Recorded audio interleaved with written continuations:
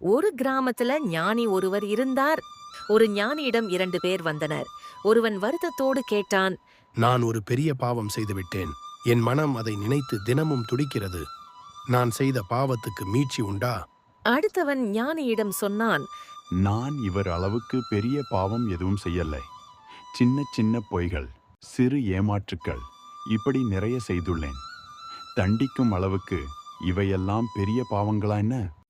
ஞானி சிரித்தார். முதல் ஆளிடம், நீ போய் பெரிய பாறை ஒன்றை தூக்கி வா.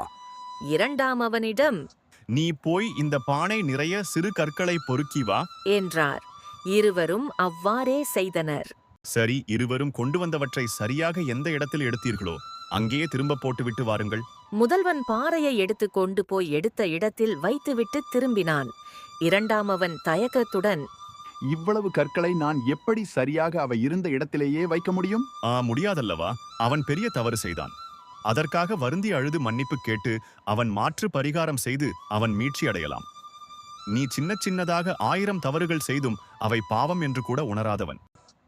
யாரெல்லாம் பாதிக்கப்பட்டவர்கள் என்பது கூட உனக்கு நினைவிருக்காது. அவனுக்கு மீட்சி சுலபம். உனக்குத்தான் மீட்சி என்பது மிக கடினம். நீதி சிறு துளிகள் பெரும் வெள்ளம்.